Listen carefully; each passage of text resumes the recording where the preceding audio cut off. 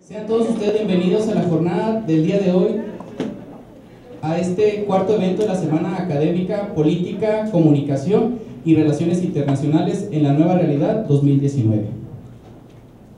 A continuación, voy a presentar quienes nos acompañan en la mesa panel.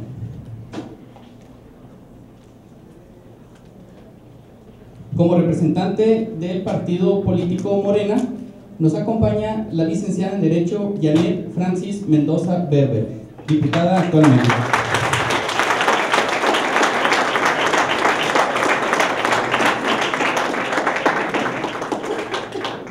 Asimismo nos acompaña el licenciado en Comercio Exterior, el diputado Miguel Alonso Rix Baeza.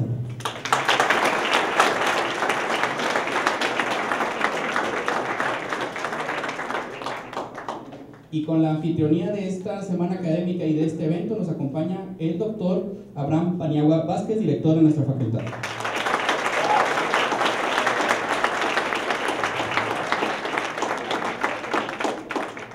A continuación me voy a permitir leer parte del currículum de las personalidades que nos acompañan el día de hoy.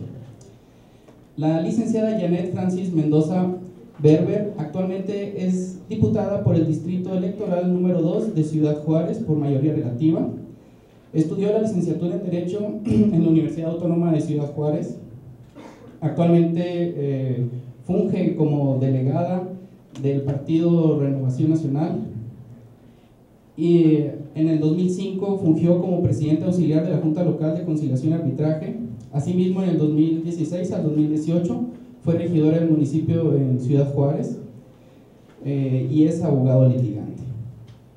Asimismo, licenciado en Comercio Exterior, el licenciado Miguel Alonso Rix Baeza, es licenciado en Comercio Exterior por la Universidad Regional del Norte.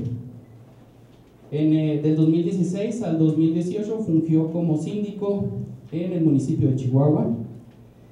Participó encargado de logística en la empresa Empaque y Embalaje en Empacadora Ganadera de Chihuahua S.A. Director de logística en Hisco Mex. 2016, presidente del Consejo de RIGBA. 2014, consejero en la Asociación Ganadera Local de Coyame.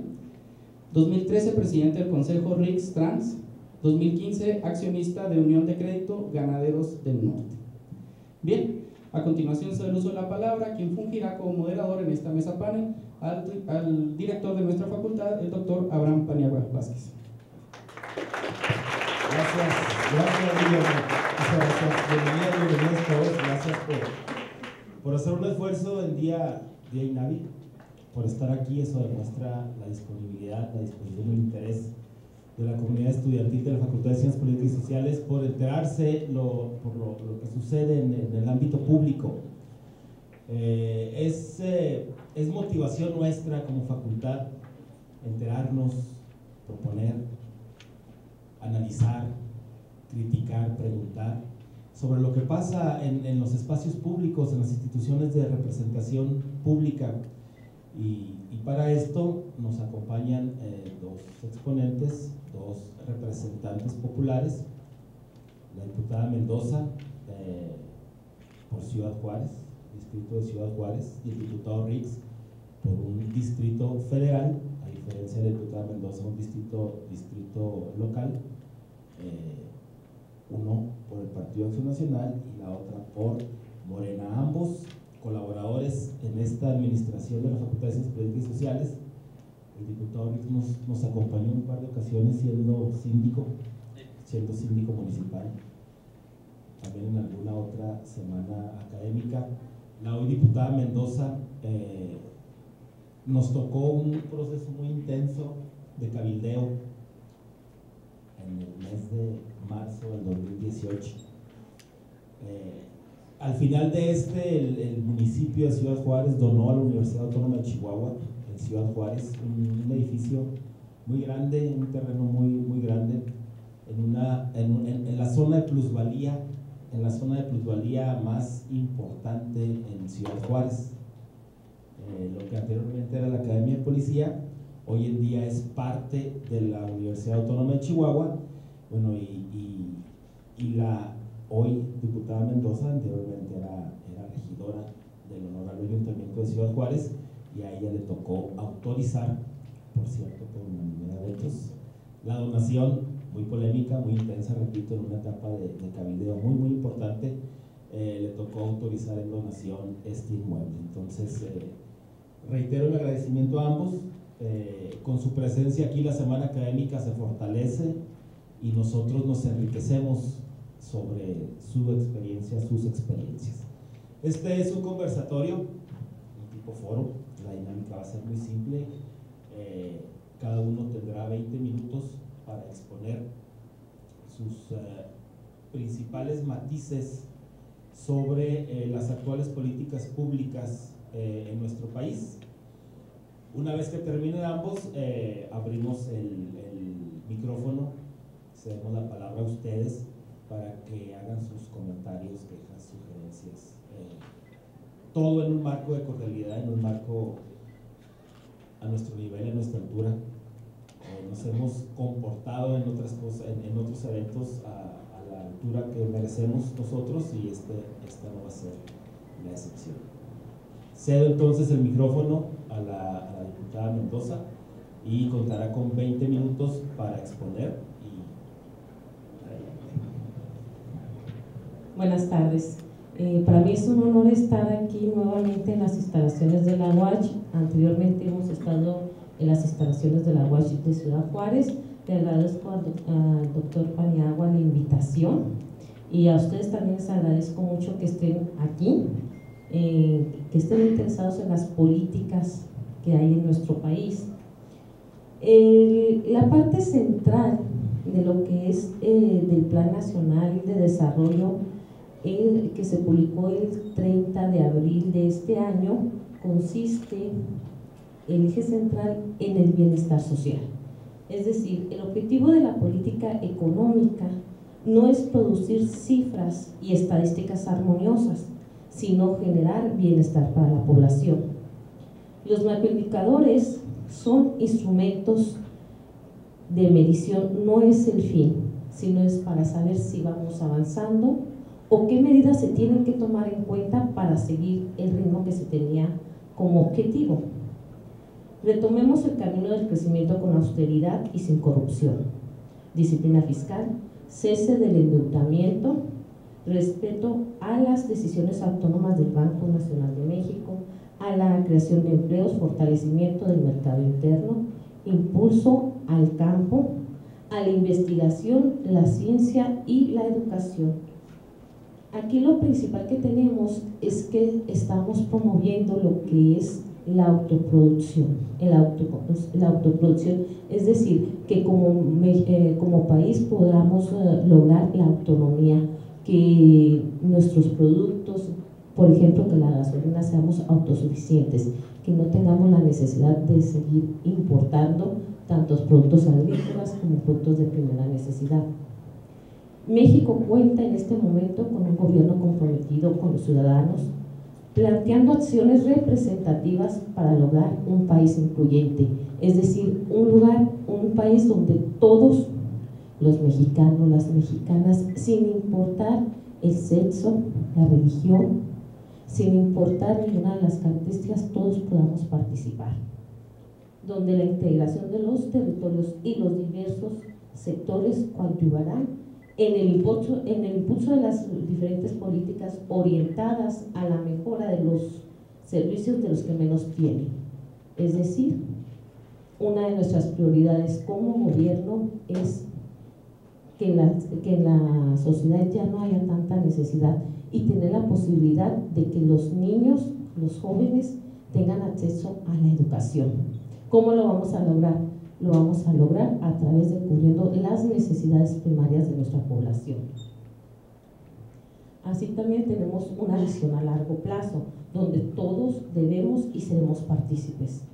Para ello, vamos a lograr con infraestructura social, económica, productiva y facilitadora en la convergencia de todos los niveles gubernamentales, es decir, municipal, local y federal, y de la sociedad civil, para llevar a cabo al punto más competitivo de nuestro México. Es decir, todos debemos de participar, todos los niveles de gobierno, todos los poderes, el poder ejecutivo, legislativo, el judicial y la sociedad, nosotros los ciudadanos debemos de participar para lograr un México competitivo. No solamente queda bajo la responsabilidad del gobierno o de los ciudadanos, es un trabajo en equipo, un trabajo en conjunto.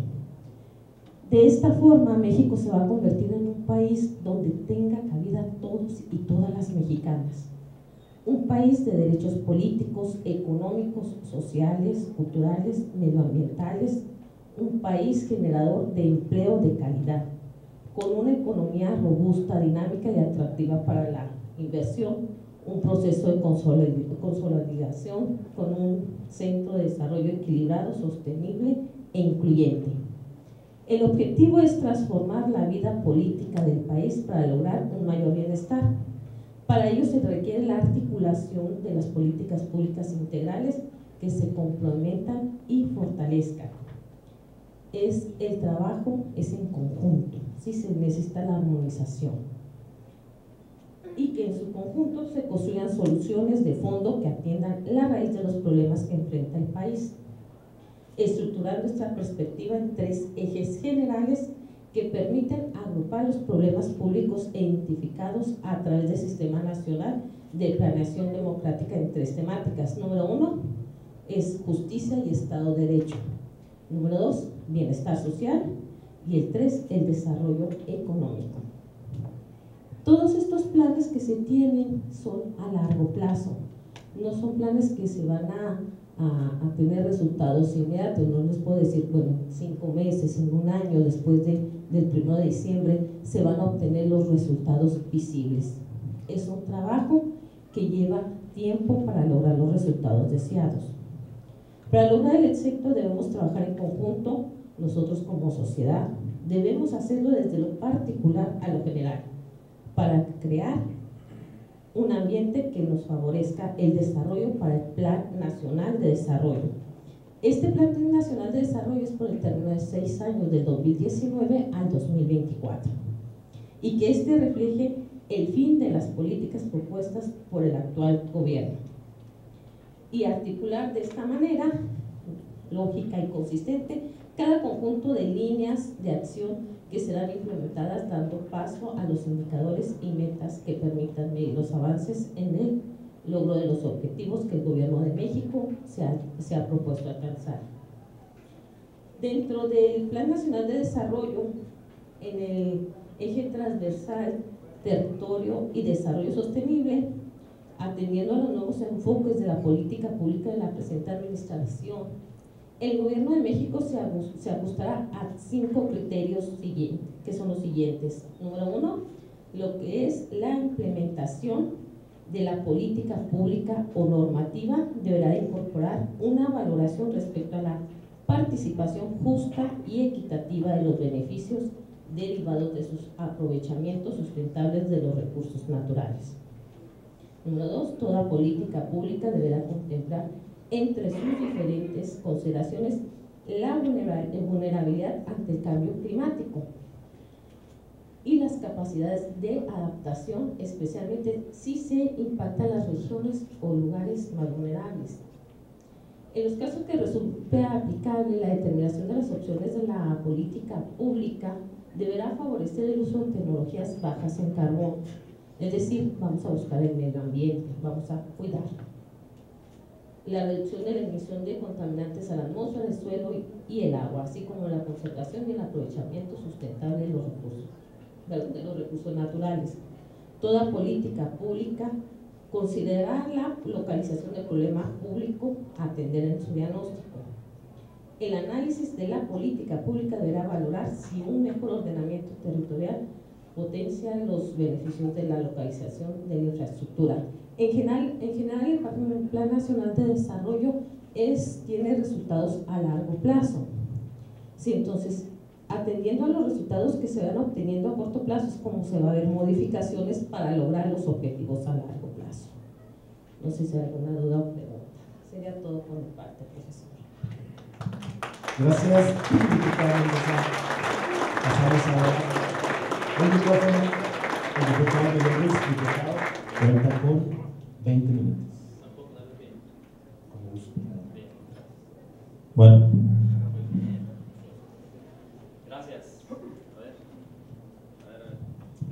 Ok, a ver ya, ahí, bien.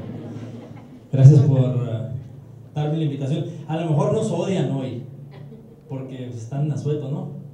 ¿Están a sueto, no? ¿Sí o no? Bueno, por si sí o por si no, gracias por estar aquí, gracias por atender esta pequeña plática, algún perfil que tenemos nosotros como legisladores de cómo se comporta la política nacional según el esfuerzo que hacemos en términos de comercio exterior, que supongo que todos ustedes estudian comercio exterior, ¿cierto? ¿Sí o no? ¿Sí o no? Ok. Muy bien. A ver, yo tengo una pregunta para empezar. ¿Alguien de ustedes saben, de los que estudian comercio, que dijo entre que sí y que no, saben en qué términos comerciales se encuentra México? Si tenemos un superávit o si tenemos un déficit en términos de comercio internacional. ¿Alguien me puede decir? ¿Qué pasó, director? ¿Quién me puede decir? A ver, ¿quién valientemente levanta la mano? A ver, rápidamente les digo, un déficit significaría, en términos de comercio internacional, que importamos más de lo que exportamos. Un superávit significa que exportamos más de lo que importamos, ¿ok? Bueno, entonces México ya tiene algunos años, algunas décadas, algunos sexenios, teniendo un superávit en la balanza comercial.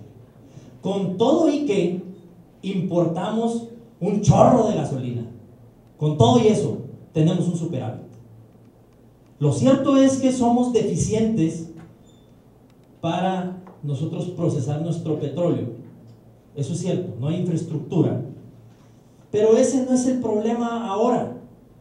El problema ahora es que el presupuesto que tiene México para gastar en este año 2019, en este ejercicio que corre, es de 5.8 billones de pesos.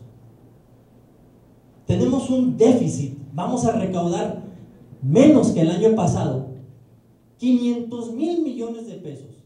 ¿Cómo le vamos a hacer si para el 2019 tenemos que gastar más dinero y vamos a recibir menos? ¿De dónde recibimos dinero? ¿De dónde se hace México de recurso para subsanar, solventar estas exigencias que tenemos como mexicanos? Educación, por ejemplo, salud que no puede parar. ¿De dónde vamos a recibir ese dinero? ¿De dónde lo recibimos? ¿Alguien me puede decir? Impuestos. ¿Y qué más? Ese es un tema muy importante. Préstamos. Ahorita lo tocamos. ¿Qué más? Además de impuestos, un recurso natural. Petróleo. Pero aguas, no podemos basar toda la economía de México en el petróleo. Porque el petróleo, como es un commodity, pues fluctúa los precios. A mí me tocó allá en 2008 que anduvo el barril, el West Texas, el que extraemos aquí de México, andaba ya en los $100 el barril. $100. Ahora lo tenemos en la ley de ingresos por $43. $43. Entonces no podemos basar nuestra economía alrededor de Pemex. Imagínense, Disneylandia produce más que Pemex. Esto es cierto. Entonces no podemos hacer eso. ¿Cuál es nuestra otra salvación? El superávit en la balanza comercial. Pero ¿qué pasa? Para nosotros poder tener un superávit bastante marcado en la balanza comercial, ¿qué necesitamos hacer para hacernos de ese recurso, de esos impuestos que genera esta producción, este préstamo de servicios que damos al mundo? ¿Qué necesitamos hacer?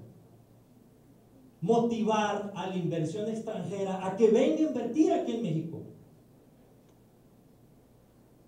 ¿Para qué? No solamente es para generar empleo, por supuesto que generar empleo es de facto que se va a generar si motivas a la inversión extranjera a llegar aquí a México a establecerse. Pero ¿qué pasa? Hoy por hoy al cierre del primer trimestre del 2019, el Banco de México dice, caray, crecimos solamente el 0.2% de lo que teníamos que haber crecido del Producto Interno Bruto. ¿Qué está pasando? El 0.2%, no 2%, el 0.2%. El presidente dijo que íbamos a crecer 6 puntos, luego 4 puntos, luego 2 puntos, y no alcanzamos ni un punto. Luego así, desesperado porque estamos en una recesión económica ya que no hemos querido aceptar. Estamos en recesión. ¿Cómo le hacemos para subsanarlo? Pues necesita haber dinero flotando. Y si el gobierno federal ya nos dijo, hey, no vamos a recaudar más dinero, más vamos a recaudar 500,000 millones de pesos menos, pues tráete dinero, tráete dinero al extranjero. No hay dinero en México. No. ¿Cómo nos dicen que no? Cerrándonos el aeropuerto, el nuevo aeropuerto que se está construyendo en Texcoco. Por supuesto que necesitamos trabajar en infraestructura en términos de comunicación y comercio para atraer y motivar a la inversión extranjera, que se mueva rápido el producto. ¿Qué está pasando, Juárez? Díganme qué está pasando hoy en Juárez. Cerraron la barrera en la frontera. ¿Qué pasa? El gobierno americano dice, sí, okay, no me apoyas en mis decisiones, está bien, pues voy a retirar a 750 elementos del CBP, del Customs Border Patrol. Y ahora todo el trámite, todo el tránsito es lento. Es pérdida económica. ¿Y qué va a pasar si el gobierno federal debe dinero al Fondo Monetario Internacional? Y el Fondo Monetario Internacional nos dice, hey, para yo renovar tu crédito, necesito que me asegures el 0.7% de tu PIB. Si tú vas a crecer al 2.2, 2.0, 1.7, dices, bueno, como quiera, yo te puedo brindar el 0.7%. Oye, no puedo, voy a crecer realmente, el cierre del primer trimestre voy a crecer 0.2%. ¿Sabes qué? Necesitas subir tus tasas de interés para que me garantices el pago y devalúas tu moneda. Abusados, porque eso viene, ¿eh? Eso viene. ¿Qué puede ser? Podemos pedir dinero. Podemos pedir dinero, tú lo dijiste, podemos otro crédito. ¿Para qué? Para pagar el crédito. Vamos a caer en un déficit primario. Un déficit primario significa que necesitamos pedir dinero para pagar intereses. Ese es un déficit primario. ¿Y qué pasa? El poder adquisitivo, por más dinero que se ponga a imprimir México, no nos va a alcanzar. Por más apoyos sociales que estemos brindando, no nos va a alcanzar. No nos hagamos tontos.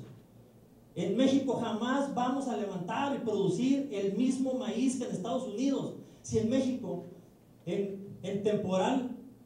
Estados Unidos en temporal levantan más maíz que nosotros aquí en riego, ¿cuándo vamos a competir con eso? ¿Saben qué pasa? Si cerramos la frontera al maíz, ¿saben qué pasa?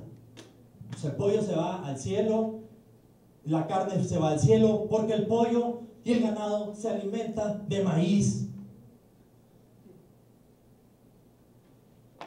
Eso es lo que está pasando y eso es lo que me preocupa. Miren, aquí les traigo una gráfica. Al cierre del 2019, de marzo del 2019, esto verde es la exportación, esto azul es la importación. Pero abusados, porque esta importación aquí cae dramáticamente en enero. ¿Por qué? Porque cerramos la importación a la gasolina. Por eso es que hubo un desabasto de gasolina. Por eso fue realmente, aquí está en la gráfica, lo marca.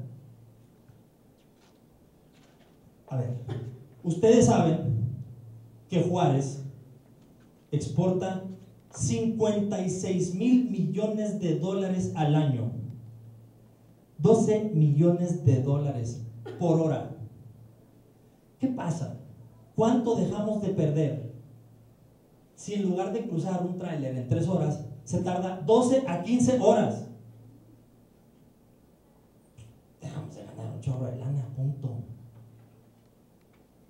Si nosotros, el estado de Chihuahua es el número 1 en generación de empleos en la industria manufacturera, generamos el 14% del empleo. ¿Qué pasa si esto se nos cae? ¿Qué pasa si en el estado perdemos esta economía, perdemos esta generación de empleos? Pues no va a haber dinero flotando, no va a haber qué gastar. Aquí está. Estos datos, estas cifras las saqué del INEGI, SAT, IMSS. Se las dejo si gustan. ¿Qué pasa con esa infraestructura con la que iniciamos? ¿Qué pasa? La primer grilla que se genera a nivel nacional, la cancelación del aeropuerto en el extinto lago de Texcoco. Sí, estaba sobre un lago. ¿Y la Ciudad de México dónde está? ¿Sobre qué? ¿Sobre un lago? ¿Sí? Ok.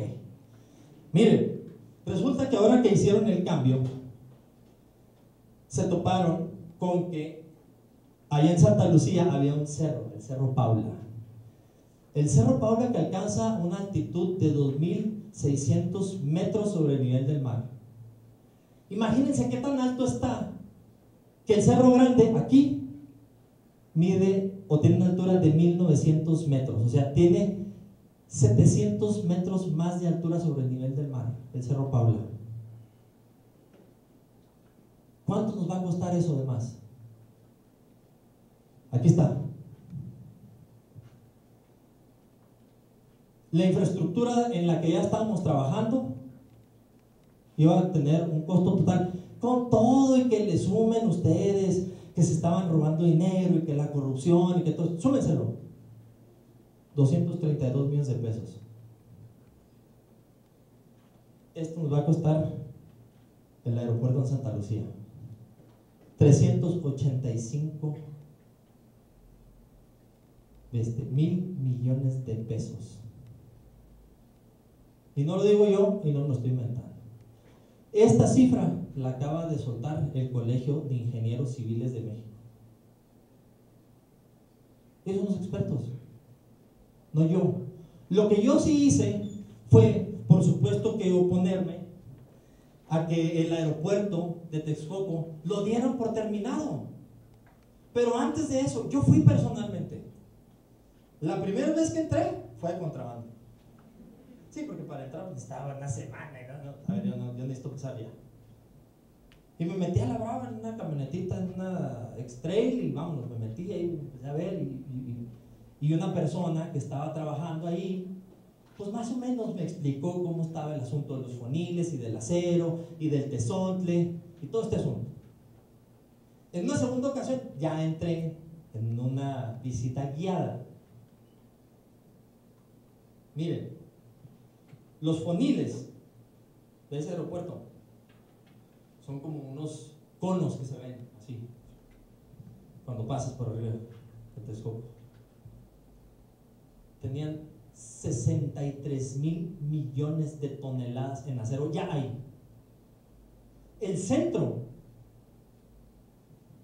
lo principal, la estructura principal del aeropuerto tenía 147 mil toneladas de acero. Y lo tiraron. Y en el presupuesto de egresos de Federación para este 2019 todavía le destinaron 1.600 millones de pesos para recuperar el lago. ¿Cómo vamos a dar certeza de inversión extranjera que venga a invierte aquí si andamos con esas cosas? ¿Cómo? Amigas y amigos, no hay dinero. Yo los felicito por estar haciendo un gran esfuerzo de venir aquí y estudiar y sacar su carrera y de alguna manera tener un futuro, un horizonte con menos dificultades. ¿Por los maestros? ¿Por la UACH? No, amigas y amigos, no. Es por la formación que adquieren aquí de un compromiso de sacar adelante a ustedes, a su familia, a sus vecinos, a Chihuahua, a México. De ustedes ser personas que aporten para México. No ser una carga. ¿Cómo repercute el comercio internacional, el desaire a trabajar en infraestructura, a proveer infraestructura para generar alguna confianza en la inversión extranjera, a llegar aquí a México? ¿Cómo repercute eso en una idea política? ¿Cómo se ve que nos va a golpear en nuestra lana, en lo que ganemos? ¿Cómo una macroeconomía malentendida o desairada por cifras que solamente califican o descalifican, cómo nos va a golpear? Abusados. No es oponerse por oponerse, no les vengo a hacer la vida cansada. Sí vengo a adelantarles lo que viene. Eso sí. No tengo información privilegiada, no la tengo. Es información que pasa por la Cámara de Diputados, en donde se aprueba la ley de ingresos, en donde se aprueba el presupuesto de egresos, en donde se debate en tribuna el artículo 19 constitucional, la Guardia Nacional, la ley educativa, la ley del trabajo. Sí, y ahí se me pongo a estudiar y me doy cuenta de lo que sucede. No es influyentismo, amigas y amigos, no es. Es que si quieres saber lo que está pasando en México, si quieres apostarle, si quieres aportar a la vida política, económica, social, cultural, educativa de México, se los digo en términos que ustedes saben, hay que chingarse. Y para ser políticos, ya para cerrar, no es un mundo azul, no es un mundo color de rosa, no. Para mí no es. Sí, gano bien. Puedo decir. Pero tampoco me voy a volver millonetas de la noche a la mañana ni en 3 años, No, jamás, no me va a alcanzar para eso nunca. No me va a alcanzar a mí, en 3 años, alcanzarme a comprar un carro de arriba de $1,000,000, comprarme una casa de 6, 8 millones de pesos. No me va a alcanzar eso jamás en la vida. Nunca. ¿Me alcanza? Sí, me alcanza para vivir bien, sí, ahora. Pero para haberme involucrado en política, yo no soy un político de carrera. Estuve en iniciativa privada, tengo mi negocito, tengo un rancho ganadero por suerte, por herencia. Pero pues, afortunadamente mi abuelito me llevaba ahí todas las... Y sí, o sea, Semana Santa, verano y sí. Y eso me dio para poder participar en política y ahora poderles platicar mi punto de vista, convencido de haber estudiado y decirles con certeza, sin demagogia, lo que está pasando. Sin ganas de robarles absolutamente nada, nomás de decirles abusados, hay que ponerle todavía muchas más ganas, muchas más. No nos desesperemos, podemos salir adelante si pensamos, si tenemos valor, si hay agallas, si salimos de la carrera, si somos ejemplo.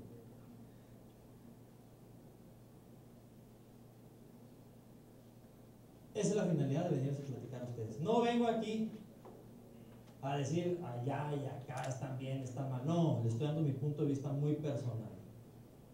Y lo que gusten preguntarme. Si lo sé, se los contesto con todo gusto. Si no lo sé, les digo, no lo sé, punto. Lo investigo y luego nos vemos. Sale a preguntarle todo. Y nada, que se porten bien. Pregunten duro. Gracias.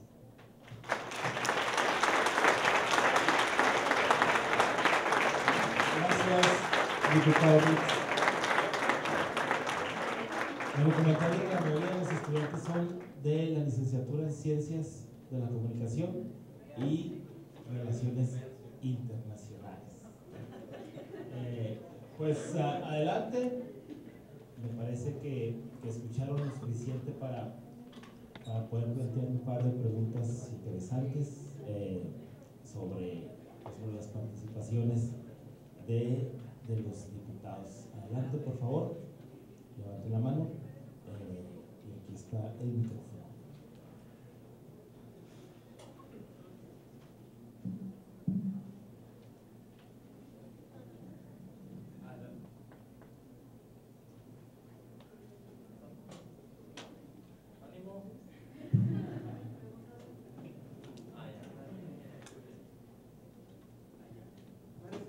Nuestra amiga. Sí, sí.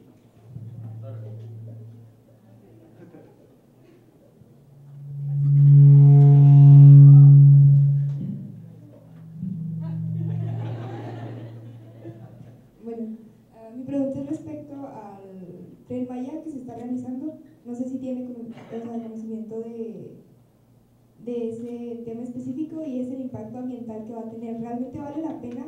¿Es necesario realizarlo y es mejor que la cancelación del aeropuerto se invertir en un tren que va a destruir pues lo que viene siendo el área natural de eso y qué impacto va a tener en la sociedad y en los grupos que habitan ahí?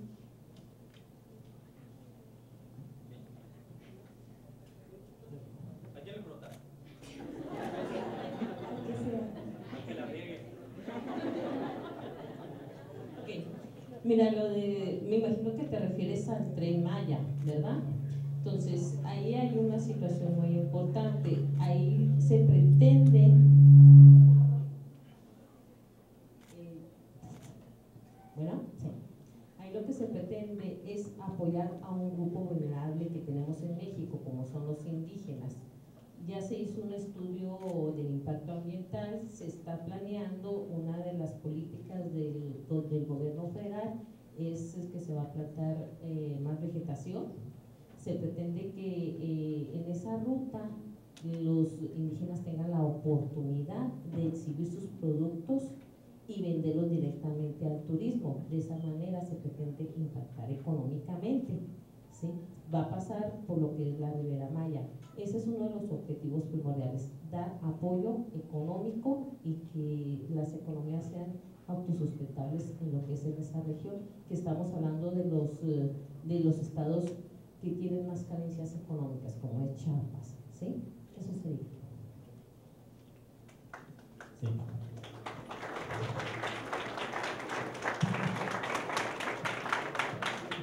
Vamos a ver. Miren, traigo aquí unos datos del Tren Maya.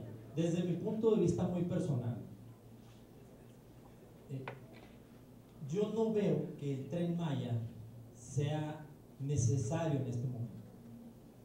Yo no veo. Por supuesto que yo estoy a favor del desarrollo de grupos vulnerables, que las diferentes etnias que viven por aquella zona sur de México pues mejoren, que exista una explotación de lo que tenemos en cuanto a recursos naturales y enseñárselos al mundo. Yo estoy a favor de eso. Pero hoy por hoy no tenemos lana para eso, no hay dinero. Miren, el costo del Tren Maya puede ir entre los 479,000 millones de pesos hasta 1,599,000 pesos, abusados. No va entre 120 y 150,000 millones de pesos. No. Va de casi 480,000 millones de pesos a más de 1,5 billones.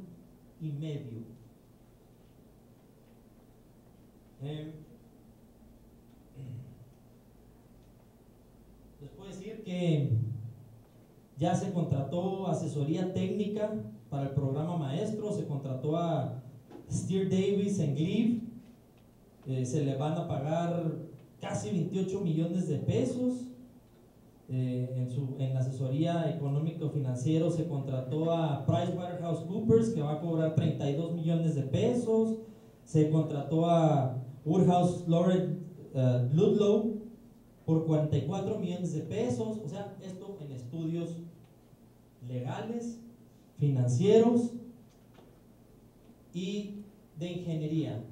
Pero hasta hoy, a nosotros, diputados, no se nos ha entregado un estudio de impacto ambiental. Hasta hoy no lo tenemos.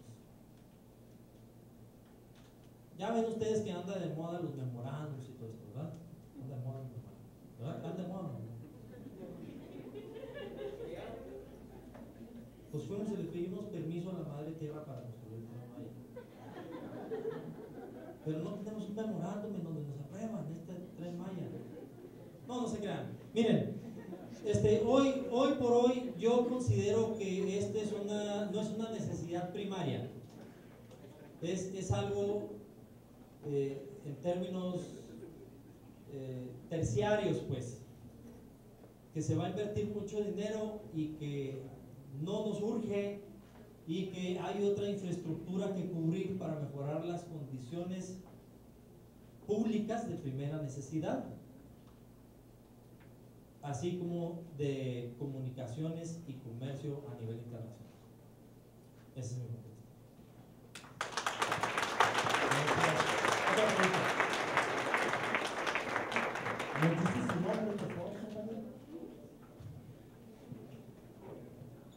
Buenas tardes, mi nombre es Mariela Parra. Bueno, mi pregunta sería, no sé si tienen conocimiento de ello, ¿con qué intención el nuevo gobierno quiere quitar, o eliminar el dinero físico?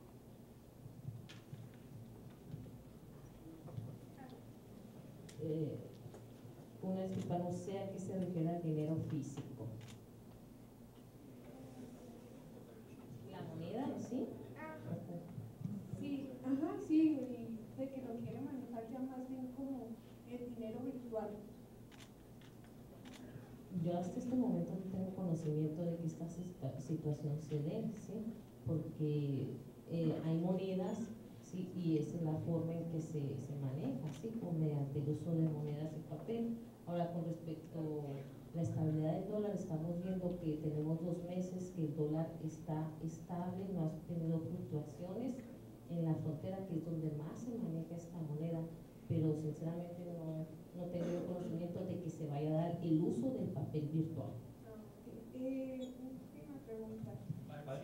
Déjame te contesto rápidamente. Yo tampoco he escuchado, al igual que mi compañera diputada, tampoco he escuchado que el dinero líquido se quiera borrar. Yo no he escuchado eso. Pero sí, el peso no ha perdido valor frente al dólar, porque el dólar ha perdido valor. Pero sí hemos perdido, o sí se ha depreciado el peso frente al euro. Ahí sí se ha depreciado. Y frente al yuan también se ha depreciado. Entonces, realmente Estados Unidos también atraviesa por una situación económica inestable por sus políticas públicas. Pero no, olvídate eso de quitar el dinero, no, a lo mejor será... Más No, bien, tendremos que ir al trueque. como que lo quieren manejar como carta factura, o sea, de que se hagan préstamos y de que en sí no haya un respaldo. Yo no he escuchado eso. Con los bancos. Yo no he escuchado eso y si alguien dijo por ahí sería una locura, ¿no? Olvídate, entonces ahí sí todo el mundo se retira de mí. No lo he escuchado yo. Allá, luego, aquí primero, sí, primero, luego acá y aquí. Allá es donde están las preguntas. Buenas tardes. Mi nombre es Rubén Ruiz, conforme a la inversión extranjera. Bueno, en los informes mañaneros se mencionó López Obrador que pues hay varios inversionistas que quieren invertir en México. Uno de ellos es Nestlé, Coca-Cola, Pepsi, incluso el Banco Internacional de Inversiones. Entonces, ¿cómo está la inversión extranjera si según esto no confían en México y se quiere invertir en ello? No sé qué me podrían responder. Bien. Francamente, Rubén, yo te quisiera hacer un comentario, con todo respeto. A pesar de que el presidente es emanado de otro partido, yo siempre, toda la vida, me refiero hacia él como el presidente Andrés Manuel López Obrador, porque es nuestro presidente. Con todo respeto, cada quien tiene su manera, yo tengo mi punto de vista. Y lo segundo es que Nestlé, Pepsi, Coca-Cola, sobre todo Coca-Cola, yo no veo como Coca-Cola quiera venir a invertir en México si su planta de Matamoros la reventaron ahora por una huelga. Imagínense, en todo el sexenio pasado estallaron 22 huelgas, son muchas. En lo que va de este sexenio han estallado 47 huelgas. Yo no veo cómo esas condiciones puedan motivar a la inversión extranjera a venir a México. Y ya te digo, tú mencionaste Coca-Cola, y Coca-Cola es la afectada hasta hoy en Matamoros. Hasta hoy todavía no abre sus puertas por esta huelga que les estalló ahí, por generar un nuevo sindicato, que la CATEM y que todo este asunto. La Bolsa Mexicana de Valores tiene 13, mañana va a ser el día 14 consecutivo que va a la baja. ¿Y eso es por qué? Porque los inversionistas pues sacan su dinero porque no hay una certeza. Evidentemente, si esta tendencia continúa, vamos a tener que ver el peso depreciarse. Entonces, ese sí, realmente sí fue un comentario peregrino.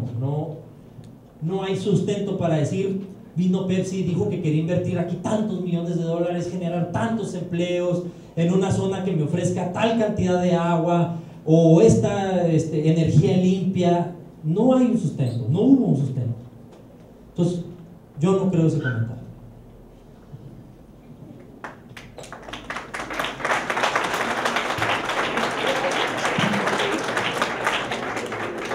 Una situación muy importante que estamos viviendo en México es que estamos hablando de un gobierno que prácticamente acaba de empezar. Estamos hablando de meses, estamos hablando de diciembre, enero, febrero, marzo, abril, 5 meses aproximadamente.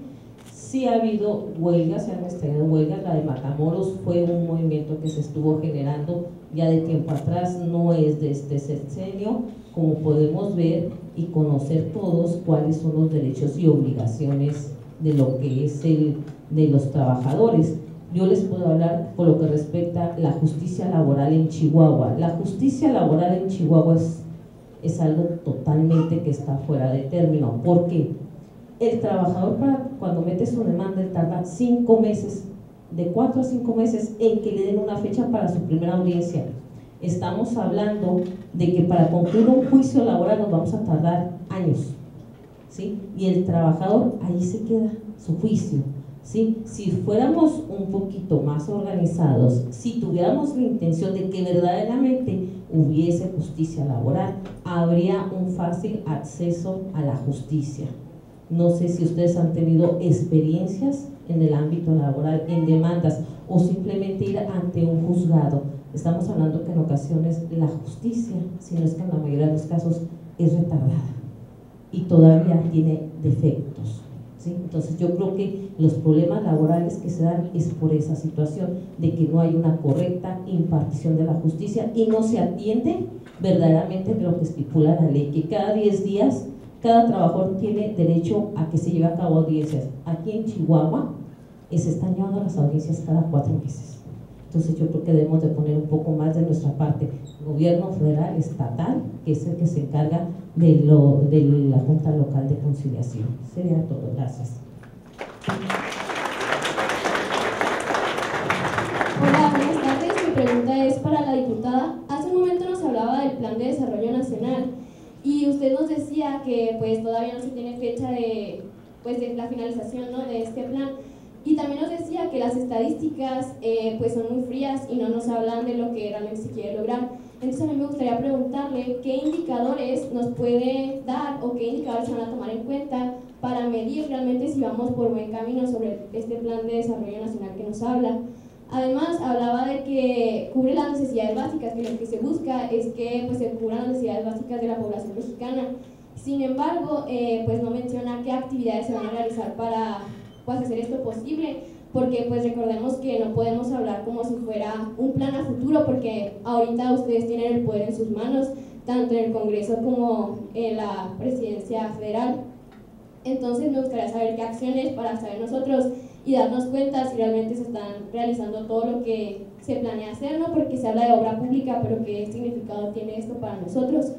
Y pues por último me gustaría preguntarles que, como mencionaba el diputado Rix, pues no hay dinero suficiente porque pues no va a haber recaudación, no hay inversión extranjera. Entonces, ¿cómo se busca hacer la obra pública si no hay dinero con qué hacer? Gracias. ¿Cómo te llamas? Ivonne, perdón. Ivonne. Ok, Ivonne. Mira, lo que pasa es que el Plan Nacional de Desarrollo tiene una vigencia, como le especifique, del 2019 al 2024, ¿sí?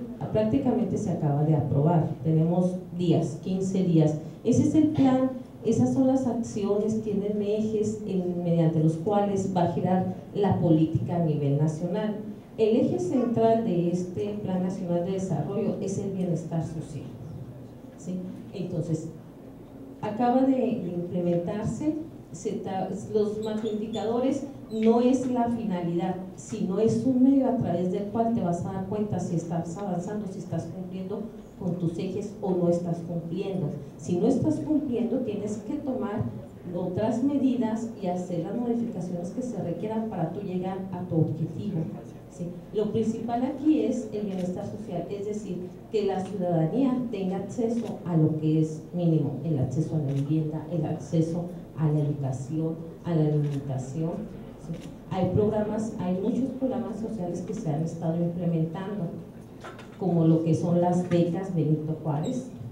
Se están implementando la ayuda económica para las clases vulnerables, como son las personas con alguna discapacidad, para las personas, los adultos mayores, ¿sí? Y se está tratando de motivar la autoproducción, es decir, por ejemplo, en la gasolina se busca ya no importar gasolina, sino que nosotros mismos producirla, ¿sí? Es mejor que teniendo la materia prima, que es el petróleo, nosotros lo vamos a producir, sino que nos compran el petróleo y nos regresan la gasolina a precios estratosféricos. Sí, esa es de las principales, no sé si resolví tus dudas o te quedó alguna duda más. Sí, muchas gracias. Solamente no quedó muy claro lo de la última pregunta de, o sea, ¿de dónde van a sacar todo ese dinero para realizar?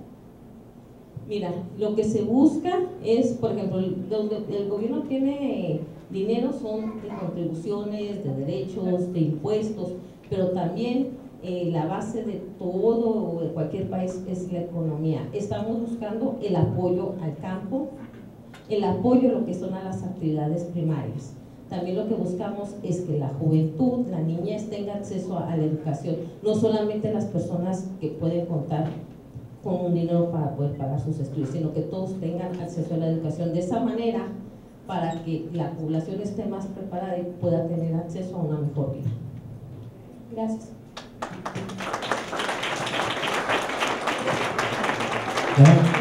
Déjenme les digo un asunto en el Plan Nacional de Desarrollo. El Plan Nacional de Desarrollo todavía no ha sido aprobado, se envió el día 30 de abril, que era el último día para enviarse a la Cámara de Diputados. Del 1 de diciembre al 30 de abril se tenía para enviar este Plan Nacional de Desarrollo. ¿Qué significa el Plan Nacional de Desarrollo? Pues simple y sencillamente una proyección de lo que vas a hacer en términos muy generales en un sexenio o en una administración tanto estatal como municipal. Aquí también hay un plan de desarrollo municipal, un plan de desarrollo estatal, el Plan Nacional de Desarrollo.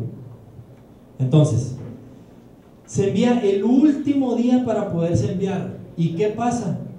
Pues ahora de manera express nos convocaron justo hoy a las 11 de la mañana, me mandaron un oficio diciéndome que me tengo que presentar, bueno, que si quiero me puedo presentar el día 22 y 23 de mayo para estos foros de Parlamento Abierto que se llevan a cabo en la Cámara de Diputados, donde van pues diferentes ponentes, unos hablan a favor, otros en contra, dan sus puntos de vista, nosotros como legisladores anotamos, tomamos nota y luego pues ya se discute en tribuna. Pero esto se está haciendo así, express, porque pues nos lo mandaron el último día y ahora la Cámara se encuentra en receso y vamos a tener que asistir a una sesión, bueno, a una segunda sesión extraordinaria para discutir este Plan Nacional de Desarrollo. Entonces, así está el asunto. El Plan Nacional de Desarrollo te marca en términos generales más o menos la ruta de un gobierno. En términos económicos, yo hasta hoy no lo he visto mucho, pero vamos a ver en el Parlamento Abierto a ver cómo va.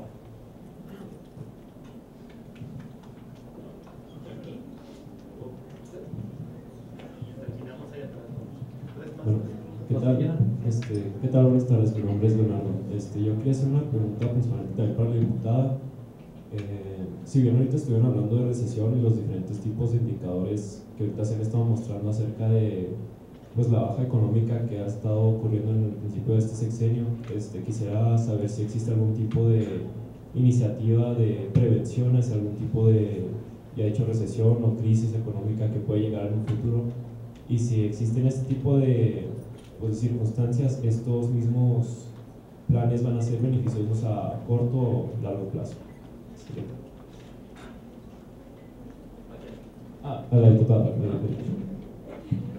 Mira, si tú te fijas, si ves lo que ha pasado en los sexenios, siempre al inicio de los sexenios, lo que es el primer año es donde hay una baja en el crecimiento.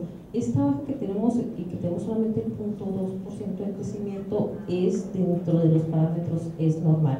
En cada sexenio se presenta al inicio, no es algo novedoso, ya lo estuve yo checando anteriormente. ¿Sí? ¿Cuál era tu siguiente pregunta? Discúlpame.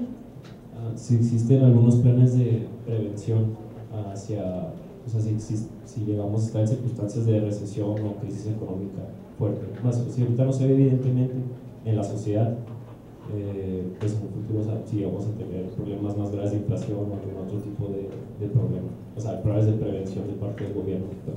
Mira, lo que pasa es que la economía es un poco fluctuante. No podemos decir de aquí a un año vamos a entrar en recesión, sino que se tiene que estimular que haya exportación y que seamos un país autosuficiente, tratar de evitar lo que es la importación.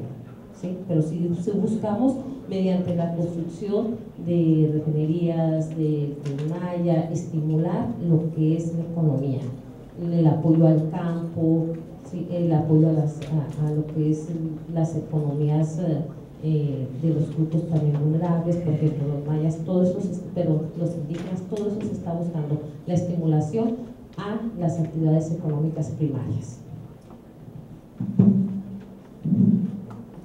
Esa pregunta es muy interesante. Mira, la única manera no lo puedes prevenir, lo puedes prevenir si continúas trabajando en tener un país seguro, en no andar con ocurrencias, en trabajar sobre infraestructura de comunicación ferroviaria, carretera, portuaria. Puedes trabajar en eso para entonces motivar a la inversión extranjera a que venga a México.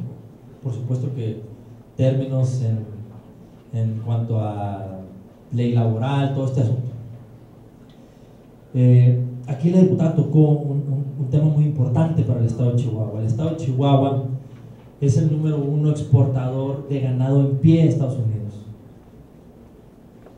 ¿Cómo lo hemos logrado? Lo hemos logrado porque el estatus sanitario del estado de Chihuahua es limpio. ¿Qué quiero decir? Que se trabaja constantemente en barridos en todo el estado para que no exista una enfermedad que se llama tuberculosis. nosotros al tener un estatus sanitario A limpio, podemos exportar ganado en pie a Estados Unidos. Ganado en pie estoy hablando castrado, becerras y becerros castrados, no pueden ir enteros, no se pueden reproducir allá, tienen que ir a crecer, a engordarlos al rastro y ¡pum! Carne para atrás. ¿Y por qué? Pues porque evidentemente, como ya les comenté, el maíz es mucho más barato para engordar allá y luego nos venden, por eso es que vamos al súper y vemos, carne, ribeye, lo que quieran, tibón, chuleta del 7, del 0, importada americana, mucho más barata que la mexicana. Dices, ¿cómo le hacen si es importada? Pues por eso, porque el maíz es muchísimo más barato, que abarata los costos, incluso del transporte. Entonces, ¿qué pasa? A ganadería le destinan 4,000 millones de pesos en un programa que se llama Crédito a la Palabra.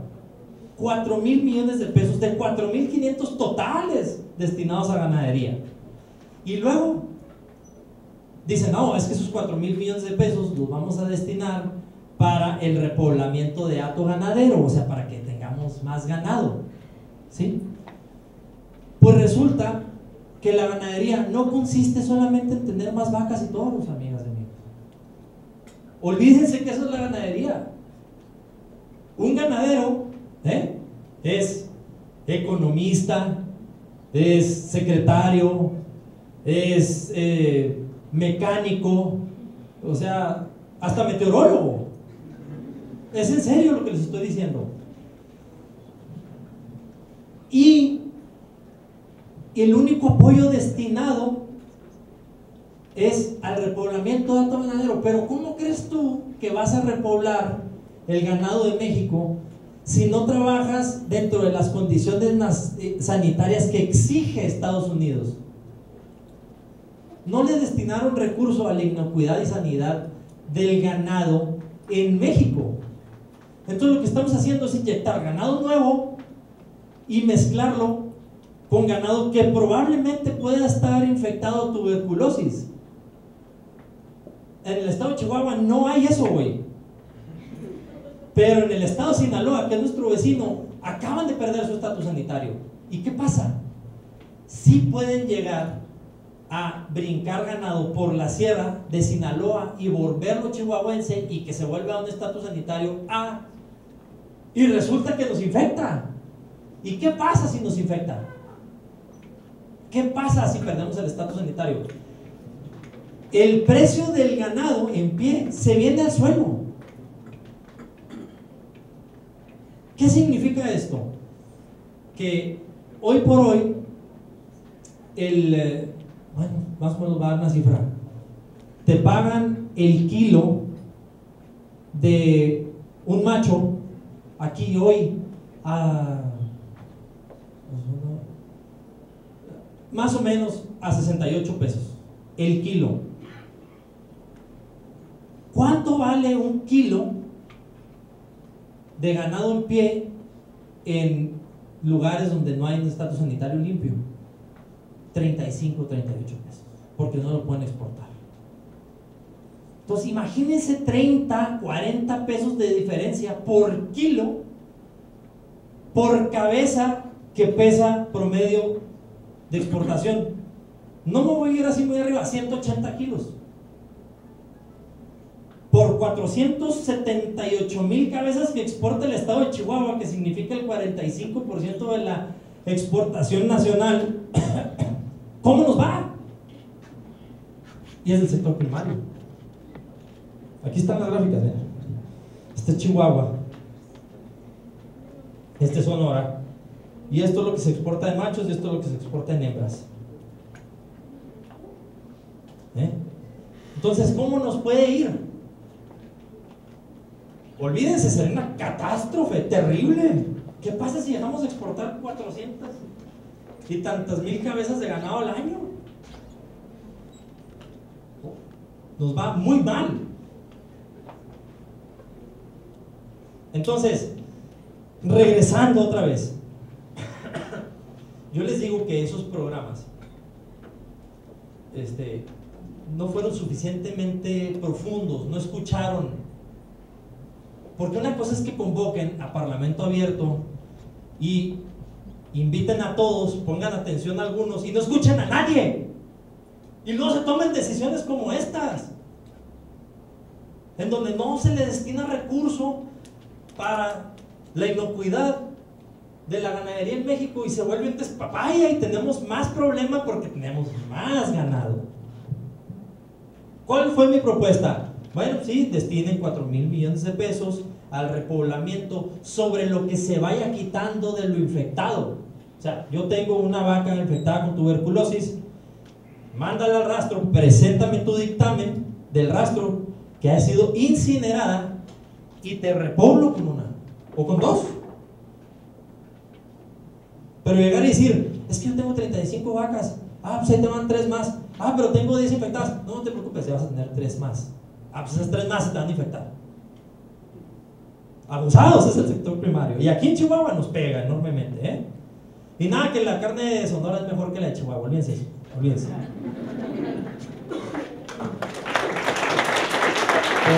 Por cuestión de tiempo,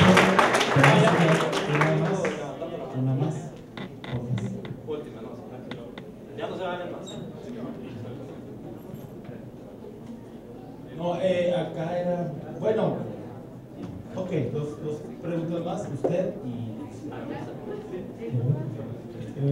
Yo soy Rubén Ramírez y mi pregunta es que si es posible retomar el proyecto del aeropuerto, ya que desde el punto de vista aeronáutico, ese aeropuerto debe ser un gran ingreso económico al país, ya que funcionaría por el tamaño y la ubicación como escalas internacionales y sobre todo por la inversión de acero que ya se realizó y la infraestructura que ya se estaba generando.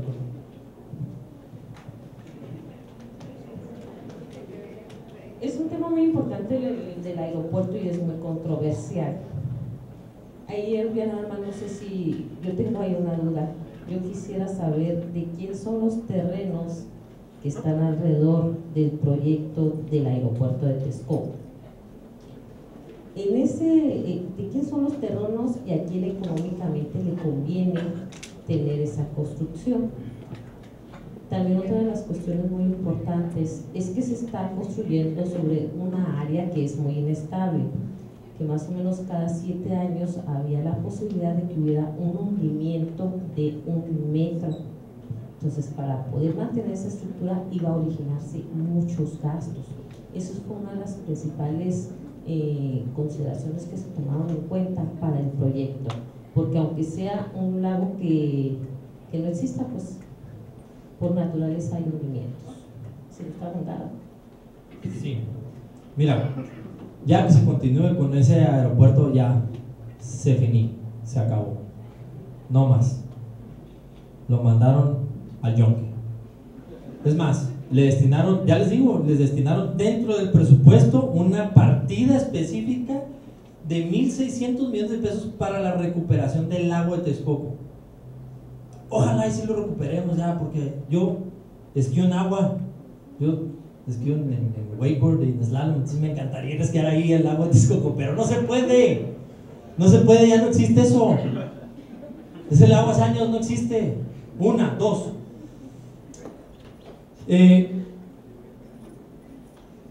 Este aeropuerto, por supuesto que estaba siendo verificado y todas sus construcciones y todo su desarrollo, todo el desarrollo del aeropuerto estaba siendo verificado por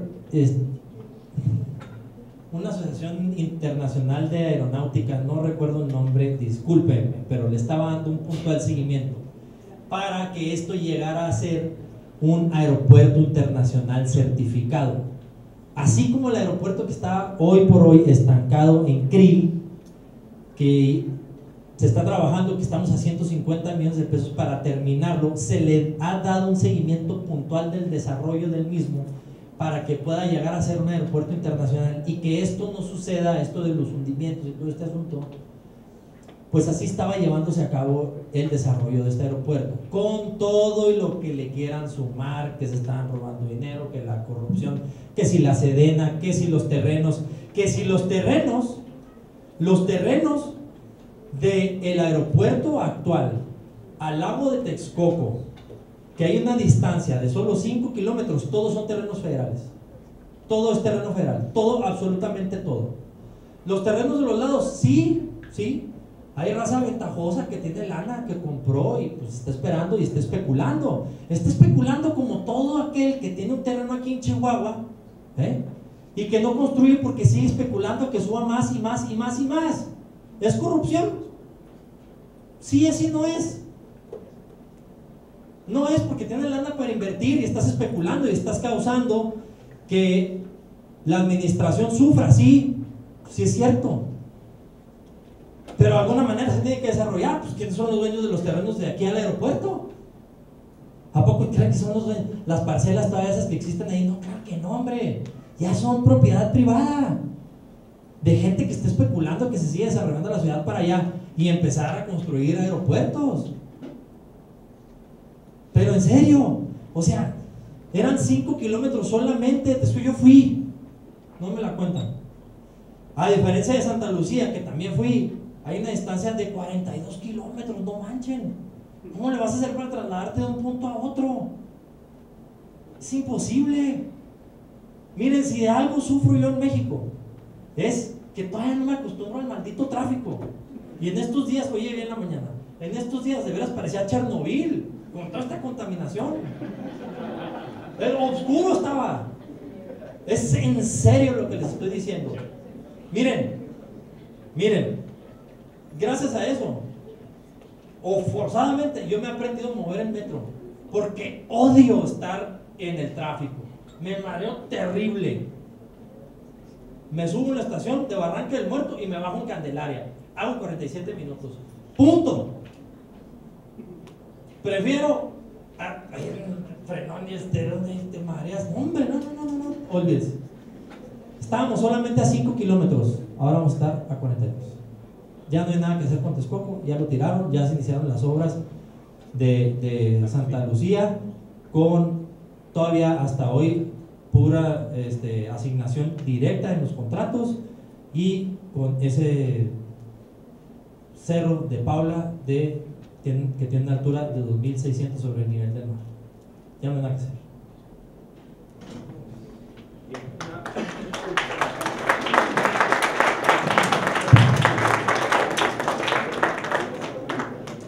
Buenas tardes, Sebastián. Pues esta pregunta es para a los dos, pero en especial sería para la diputada, y es, pues, hablaron mucho sobre pues, el cuidado del ambiente, pues, cómo tienen que hacer pues, acciones para cuidarlo, pero también al mismo tiempo se habla mucho de la refinería. ¿Por qué piensan que la refinería es una buena idea, a pesar de que se habla mucho, se especula mucho que las energías limpias es el futuro de México? ¿Cuál es su postura? ¿Es bueno hacer esta refinería realmente no solamente para el ambiente, sino para México en general, en su economía?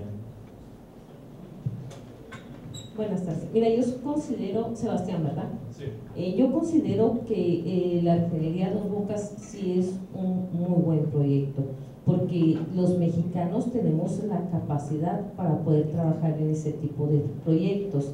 Las energías limpias es algo que apenas se está trabajando en ello.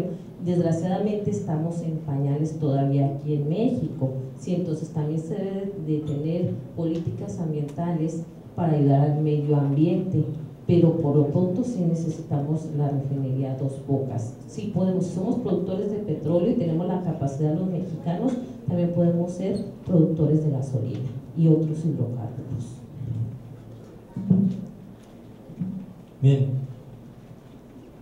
pues es una buena idea, es un mal proyecto, creo, porque como tú dices, primero hay que apostarle a las energías renovables, sustentables, limpias, primero. Segundo, la única refinería de México, o que tiene México, es la que está aquí cerca de Houston, Texas, que está en un joint venture con Shell. Es la única refinería que tiene números negros, que da saldo positivo. La semana pasada Chevron compró su segunda refinería en el Golfo de México. Todas las refinerías que tiene Chevron están allá por el Océano Pacífico. Y tuvo un costo de 438 millones de dólares, por ahí, 230 o 470, vago ahí en ese monto, pero va arriba de los 400 millones de dólares, ya, funcionando, ya, Chevron paga y pum, empieza. Y además a crédito, que es lo más sabroso, ¿no? Entonces, yo le hubiera apostado a, bueno, si queremos nosotros extraer el petróleo, nosotros transformarlo a combustible, pues hubiéramos podido adquirir en algún tipo de sociedad con alguien más. Además, ya si nos estamos metiendo las patadas con Estados Unidos, ¿por qué entonces no pintarle un violín y decirle, a ver, tu combustible está sumamente caro? Están los iraníes tocándome la puerta y me ofrecen combustible más barato. Está Arabia Saudita que me ofrece más barato. No pongamos atención en que Venezuela nos va a regalar combustible, porque ya no. Sí, pasó con Argentina, pero aquí no.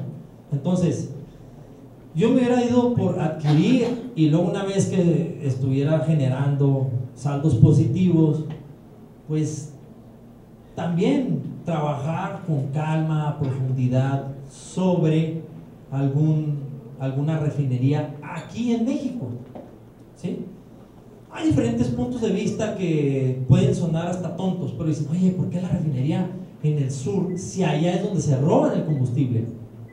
¿Por qué no una refinería pues acá en el norte? Y acá en el norte es donde más consumimos combustible. Además, ¿por qué allá abajo pues? No, que porque ahí está el petróleo, Lolo. Sí, puede ser, pero ¿por qué no? Entonces también acá en el norte, en Tamaulipas, al norte de Veracruz, también hay donde hay diferentes puntos de vista. Yo no estoy de acuerdo en que hoy se invierta en una refinería nueva, de fondo, de piso, aquí. Yo me iría a comprar por otro lado, sí, pues trasladarla. Sí, me iría yo a apostarle por fuera, sí, eso sí.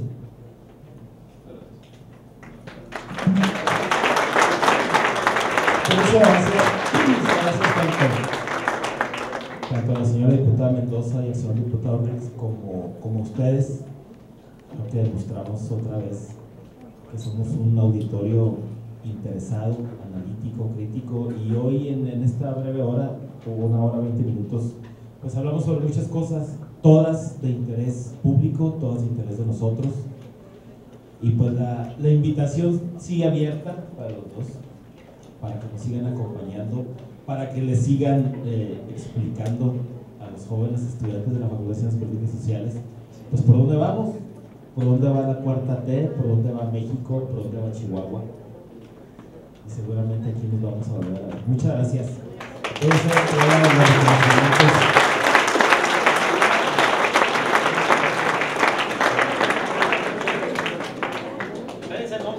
Sí, Cefi, pero primero entregamos los reconocimientos a la diputada Janet Francis Mendoza Berber por su destacada participación en la mesa panel durante la 9ª Semana Académica Política, Comunicación y Relaciones Internacionales de la Nueva Realidad 2019, Políticas Económicas y de Comercio Exterior del Gobierno Federal.